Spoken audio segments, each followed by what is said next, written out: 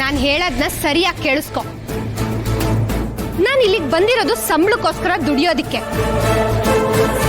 ಇಲ್ಲಿ ಯಾರು ನನ್ನ ಕೆಲ್ಸಕ್ಕೆ ಇಟ್ಕೊಂಡು ಉಪಕಾರ ಮಾಡ್ತಿಲ್ಲ. ನಾನು ಕಷ್ಟಪಟ್ಟು ದುಡಿತಿದ್ದೀನಿ, ಅದಕ್ಕೆ ನೀವು ಸಂಬಳ ಕೊಡ್ತಿದ್ದೀರಾ ಅಷ್ಟೇ. ಯಾರು ಮುಲಾಜು ಇಲ್ಲ ಅಂದ್ಮೇಲೆ ನಾನೇನಕ್ಕೆ ಹೆದರ್ಕೊಳ್ಳಿ? ಎಂತ ಕಷ್ಟದ ಸನ್ನಿವೇಶಗಳನ್ನೆಲ್ಲ ಎದುರಿಸಿ ನನಗೆ ಅಭ್ಯಾಸ ಇದೆ. ನನ್ನ ಜೀವನದಲ್ಲಿ ಎಂತೆಂತವ್ರನ್ನೆಲ್ಲ ನೋಡ್ಬಿಟ್ಟಿದ್ದೀನಿ.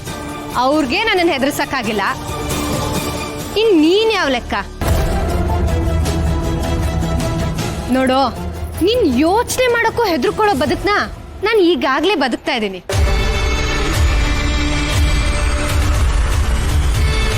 ಅಲ್ಲ, ನನ್ ಮುಂದೆನೆ ನಿಂತು ಇಷ್ಟೆಲ್ಲ ಮಾತಾಡ್ತೀಯಲ್ಲ, ಎಷ್ಟೇ ಧೈರ್ಯ ನಿನ್ಗೆ?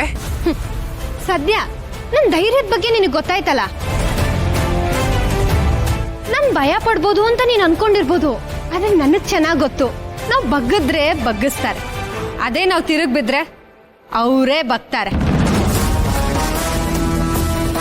ಆದ್ರೆ ನಾನು ಯಾವತ್ತೂ ಬಗ್ಗೋಳಲ್ಲ, ಬಗ್ಸೋಳು. ಏಯ್, ಜ್ಞಾನ್ ಕೊಡ್ಬೇಡ. ನಿನ್ನ ಎಲ್ಲಿಡ್ಬೇಕಿತ್ತೋ ಅಲ್ಲೇ ಇಡ್ಬೇಕಾಗಿತ್ತು.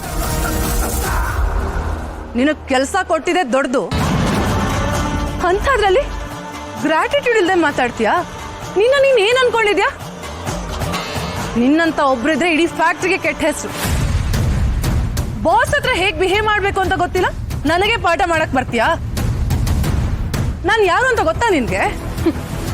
ಯಾರು ನೀನು?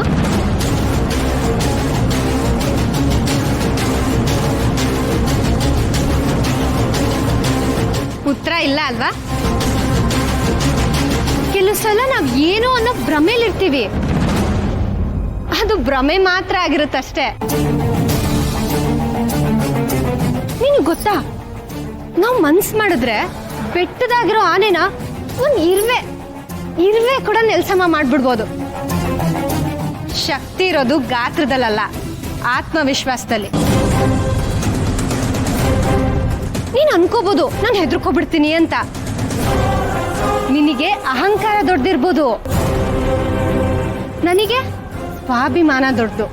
ಓ, ಕೊನೆಗೂ ಬಂದೆ ನೋಡು ದಾರಿಗೆ. ಅಲ್ಲ, ಇಷ್ಟೆಲ್ಲ ಮಾತಾಡೋಳು ಇನ್ನೂ ಯಾಕೆ ಇಲ್ಲೇ ಇದೆಯಾ? ನಿನಗೆ ಸ್ವಾಭಿಮಾನ ಇರ್ತಿದ್ರೆ ನಾನು ಇಷ್ಟೆಲ್ಲ ಹೇಳದ್ಮೇಲೂ ಮರ್ಯಾದೆ ಇಲ್ದಿರೋ ತರ ಇಲ್ಲೇ ಇರ್ತಿರ್ಲಿಲ್ಲ. ನಾನು ಇಲ್ಲಿ ಇರ್ತೀನಿ ಅಂತ ನಿನಗೆ ಹೇಳ್ದವ್ರು ಯಾರು?